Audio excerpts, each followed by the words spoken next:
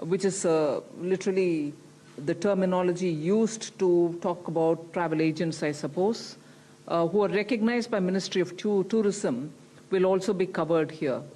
What do they get? They get 100% guaranteed credit of 10 lakhs for the TTSs, who are agents or travel agencies, and 1 lakh for tourist guides who are licensed either by the regional or the state level authorities. Now, what is this credit being given to? It's really a retail kind of a loan wherein they can take this credit for whatever purpose they would want to use it for, whether it is for buying a vehicle, whether it is for any other expenditure that they may want to have to incur. So there are no processing charges. The waiver, they will, a complete waiver will be given for any foreclosures or prepayment, and this would be administered by the Tourism Ministry. And the fund for this, just to draw your attention, is also included in that first announcement that we made, that other sectors which get 60,000 crore guarantee, this will also be one of that.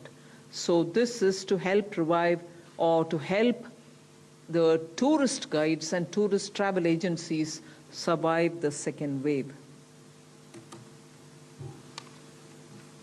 पर्यटन का क्षेत्र भारत में बहुत महत्वपूर्ण भी है, बहुत रोजगार भी, स्वरोजगार के अवसर भी उत्पन्न करता है और इससे जुड़े हुए उद्योग को, पर्यटन को पुनर्जीवित करने के लिए एक बड़ा कदम ये नई योजना के माध्यम से उठाया गया है, जिसमें वित्तीय सहायता 11,000 से ज़्यादा ऐसे टूरिस्ट गाइड्स और ट्रैवल और टूरिज़्म के जुड़े हुए जो बाकी स्टेक होल्डर्स हैं उनके लिए किया गया है। ये बिल्कुल नई लोन गारंटी स्कीम है जो कोविड से प्रभावित क्षेत्र हैं उसको मददगार साबित होगी। इसमें कार्यशील पूंजी भी आपको मिलेगी, व्यक्तिगत ऋण अगर आपने लिए होंगे उसके लिए भी आपको लाभ मिलेगा और इससे जो पर्यटन सेक्टर से प्रभावित लोग हैं वो अपने देनदारी का निर्वहन कर सकें, उस दृष्टि से इस योजना को लाया गया है। वो अपना वापस व्यापार या व्यवसाय शुरू कर सकें, उस दृष्टि से इसको लाया गया है, या कोई नया कारोबार भी शुरू करना चाहे तो उस दृष्टि से उसकी मदद करेगा। इसमें कुल मिलाकर 10,700 जो हमारे क्षेत्रीय स्तर पर टूरिस्ट गाइड्स जो हमारे मिनिस्ट्री ऑफ टूरिज्म ने रिकॉग्नाइज कर रखे हैं, राज्यों में भी उनको इसका लाभ मिलेगा, राज्य की सरकारों ने भी जिनको रिकॉग्नाइज किया है, और जो travel and tourism stakeholders हैं जो लगभग 904 हैं उनको भी इसका लाभ मिलेगा। कितना लाभ मिलेगा?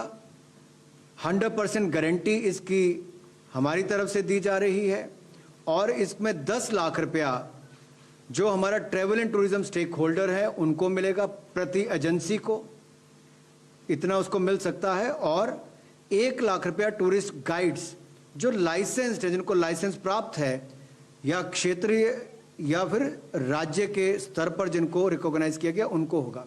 इनको ना तो कोई प्रोसेसिंग चार्जेस देने पड़ेंगे और फोरक्लोजर के लिए भी इनके लिए या पूर्व भुगतान करने के लिए भी जो शुल्क होता है उससे भी इनको छूट दी गई है और जो अतिरिक्त कोलेट्रल इनको देनी पड़ती है उसकी भी आवश्यकता इस पर नहीं होगी।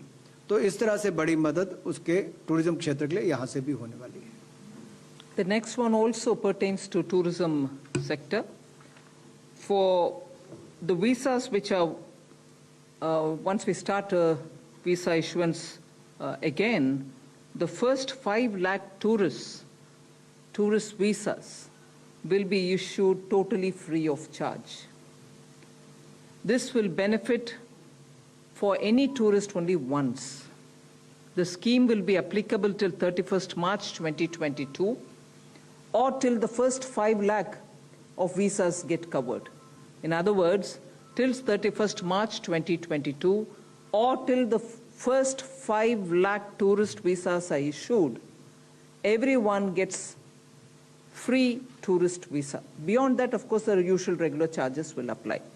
So this, I think, will have a great incentivizing impact on those short-term tourists who come in for just with a 1 month visa.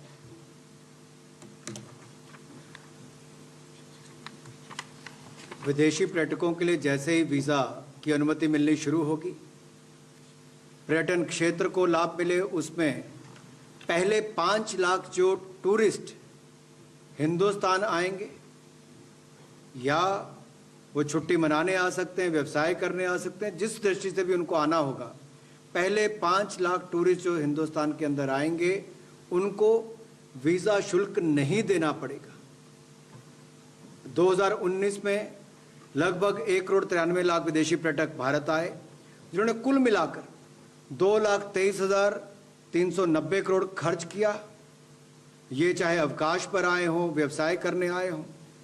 औसतन जो टूरिस्ट आता है, विदेशी पर्यटक यहाँ पर आता है, वो 21 दिन औसतन भारत में रुकता है। प्रतिदिन औसतन वो लगभग 24 रुपये खर्च करता है।